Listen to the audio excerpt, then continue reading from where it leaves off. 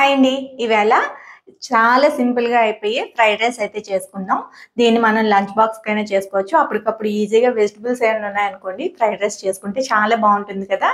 ఆ ప్రాసెస్ ఏంటో చూద్దాం.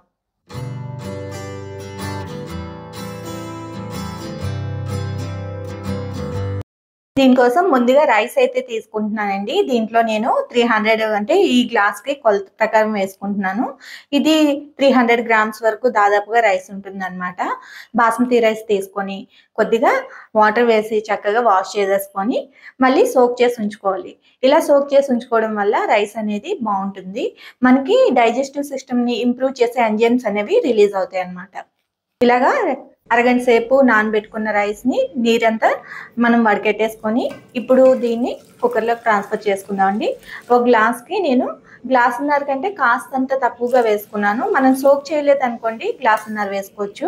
సోక్ చేసుకున్నాం కాబట్టి గ్లాసున్నర కంటే కొంచెం తక్కువగా వేసుకున్నాను. ఒకే ఒక విజిల్ రానిచ్చేస్తే సరిపోతుంది. కుక్కర్ విజిల్ అయితే చల్లారిపోయిందండి. ఒకసారి రైస్ చూద్దాం. రైస్ అయితే పొడి పొడిలాడుతూ కుక్ అయిపోయిందండి. దీన్ని చల్లారనిచ్చేద్దాం. ఇలాగా గ్లాస్‌కి గ్లాసున్నర మనం వాటర్ వేసుకున్నాం అనుకోండి, పొడి పొడిలాడుతూ చక్కగా వచ్చేస్తుంది. దీన్ని కొద్దిగా చల్లారనిచ్చేసుకుంటే ఫ్రైడ్ రైస్ చేసుకోవడానికి బావుంటుంది. పొడి పొడిగా రైస్ అయితే వచ్చేసింది. ఇప్పుడు ఫ్రైడ్ రైస్ చేసుకోవడం చాలా ఈజీ ప్రాసెస్ చూసేద్దాం పదండి. కడాయిని అయితే పెట్టేసుకుందామండి స్టవ్ మీద. దీనికి మీరు బటర్ అయినా వేసుకోవచ్చు, లేదంటే ఆయిల్‌తో చేసుకుందాం అన్నా అలా చేసుకోవచ్చు. బటర్ వేసుకుంటే ఫ్రైడ్ రైస్ చాలా బావుంటుంది. దీంట్లో ఒక స్పూన్ ఆయిల్ కూడా వేసుకుందామండి. ఆయిల్ అనేది ఎక్కువగానే హీట్ ఎక్కాలి. ఆయిల్ వేడిగా ఉన్నప్పుడు మనం వెజిటబుల్స్ వేసి టాస్ చేసుకుంటే ఫ్రైడ్ రైస్ టేస్ట్ బాగుంటుంది. ఆయిల్ అయితే వేడైంది కదా, ఇప్పుడు దీంట్లోని గ్రీన్ పీస్,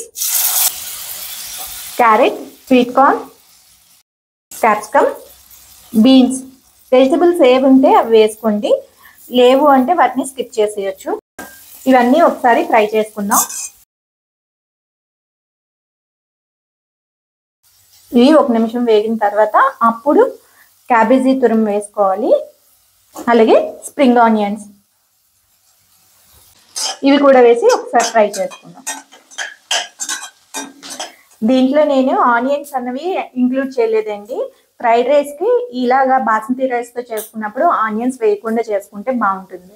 ఇప్పుడు దీంట్లోనే రుచికి తగ్గ సాల్ట్ వేసుకోవాలి. అలాగే కొద్దిగా పంచదార టేస్ట్ని బ్యాలెన్స్ చేస్తుంది.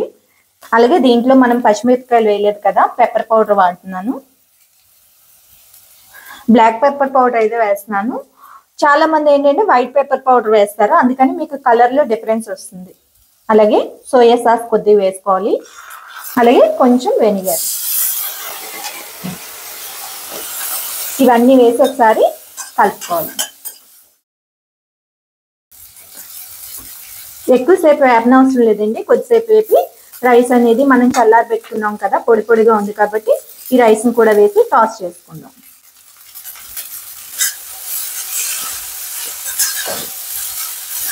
ఫ్రైడ్ రైస్ అయితే ఇలా ఒక నిమిషం కలుపుకుంటే సరిపోతుందండి. ఇప్పుడు చివరిగా దీంట్లోని ఇది ఆరోమాటిక్ పౌడర్ అండి. ఇది ఫ్రైడ్ రైస్లకైనా సూప్స్కైనా ఏదైనా చైనీస్ వంటకాలు ఏమైనా ఉన్నాయనుకోండి, వాటిలో ఇంక్లూడ్ చేస్తే టేస్ట్ చాలా బాగుంటుంది. అజినోమోటో ఉంటుంది కదా, దాన్ని రీప్లేస్ చేసి ఇది హెల్తీ వర్షన్ అనమాట. ఇది కొద్దిగా ఒక హాఫ్ స్పూన్ వరకు వేసుకుందాం. ఒక్కసారి కలిపేసుకుందాం. ఎక్కువగా బాస్మతి రైస్ వేసాం కాబట్టి ఎక్కువగా కలపడం అది చేయకూడదు. ఇలా అడుగు నుంచి కొంచెం ఇలా తీసి కలుపుకుంటే సరిపోతుంది. మామూలుగా అయితే ఫ్రైడ్ రైస్కి వేరే కడాయిలు అవి మనం బయటన చూస్తుంటాం కదా, అలా అయితే మనకి రైస్ అనేది విరిగిపోకుండా వస్తుంది. దీనికి కొంచెం రైస్ కలుపుకున్నప్పుడు అడుగు నుంచి ఇలా నెమ్మదిగా కలుపుకుంటే బాగుంటుంది.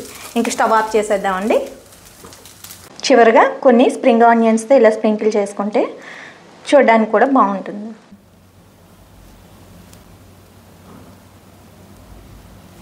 ఈ ఫ్రైడ్ రైస్ని రైతాతో తీసుకుంటే చాలా బాగుంటుంది.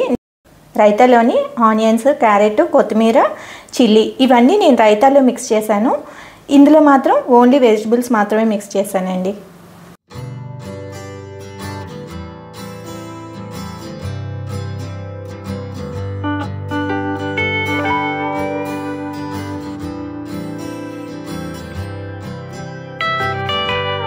చూసారు కదా, రైస్ అనేది మనకి ఇంట్లో ఉండిపోయినా లేదు లంచ్ బాక్స్కి అప్పటికప్పుడు పిల్లలకి చేయాలన్నా ఇలా ఈజీగా ఫ్రైడ్ రైస్ని అయితే చేసుకోవచ్చు.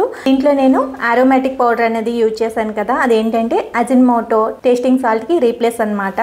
దానివల్ల సైడ్ ఎఫెక్ట్స్ కూడా ఉంటున్నాయి అనడం వల్ల ఇది ఆరోమాటిక్ హెల్తీగా తీసుకొచ్చారండి. దాన్ని ఇంక్లూడ్ చేయడం వల్ల ఎలాంటి ప్రాబ్లమ్స్ ఉండవు. చిన్నపిల్లలకు కూడా చక్కగా లంచ్ బాక్స్కి చేసి పెట్టేయచ్చు.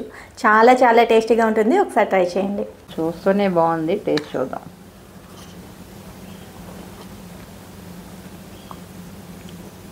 చాలా బాగుంది, చాలా బాగుంది స్వాతి గారు. రెస్టారెంట్ ఫ్లేవర్ వచ్చింది. రైస్ కూడా మనకి కొన్ని చప్పగా ఉండిపోద్ది కదా, పౌడర్ వల్ల ఫ్లేవర్ కూడా చాలా బాగుంది. లేదు, మంచి ఫ్లేవర్ వచ్చింది ఇందువల్ల. చాలా బాగుంది, చాలా టేస్టీగా ఉంది. చాలా టేస్ట్గా ఉంది. అదే మనం రెస్టారెంట్లో తింటాం కదా, అదే ఫ్లేవర్ వచ్చింది. రైస్ కూడా కరెక్ట్గా కుక్ అయింది, చాలా బాగా వచ్చింది. రెస్టారెంట్లో చూడండి ఇలాగా మెతుకుల్లా ఉంటాయి ఒక విధంగా చెప్పాలంటే. సేమియా టైప్లో కనిపిస్తుంది కదా. బాగుంది, చాలా బాగుంది. పిల్లలకైతే మరి ఇంకా వదలరు అసలు, అంత బాగుంది టేస్ట్. ఫ్రైడ్ రైస్ అయితే చాలా బాగుంది. ఇంగ్రీడియంట్స్ కూడా మనకి తింటున్నప్పుడు మీకు ఆ ఫ్లేవర్స్ అన్నీ తెలుస్తున్నాయి. చాలా బాగుంది. పిల్లలకైతే ఈ ఫ్రైడ్ రైస్ చాలా నచ్చుతుందండి, చాలా బాగుంది. ఈ వీడియో మీకు నచ్చినట్లయితే లైక్ చేయండి, షేర్ చేయండి, సబ్స్క్రైబ్ చేయడం మాత్రం మర్చిపోతే వేసుకోండి, చాలా బాగుంటుంది. ఫ్లేవర్ అయితే మటుకు స్వాతి గారు ఎక్సలెంట్.